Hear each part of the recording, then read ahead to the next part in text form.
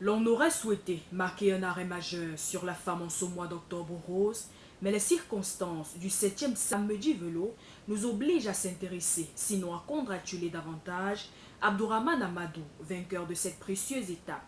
Il a su braver les obstacles joustant son chemin et surtout dévancer ses coéquipiers sur une distance de 100 km.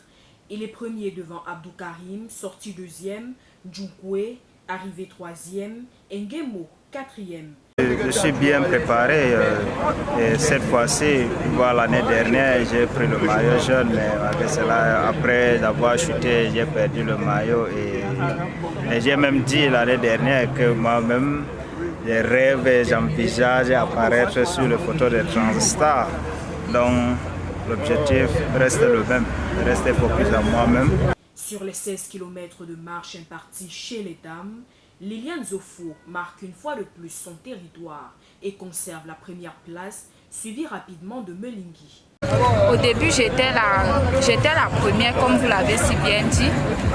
Bon, la marche, ça a été bien pour moi, ça s'est très bien passé. Jusque lorsque moi je marche, j'ai des difficultés à grimper des collines.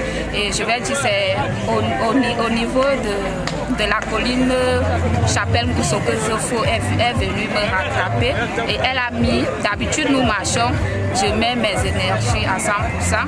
Je vais dire qu'aujourd'hui, Zofo, elle a dépassé ces objectifs-là. Jacques Eyébé, quant à lui, ne trouve toujours pas de concurrent à sa taille.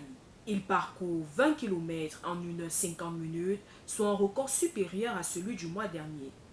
La transrégionale n'est plus qu'à 2 mois et les athlètes affûtent minutieusement leurs armes. Le prochain rendez-vous est pris pour le 1er novembre 2025.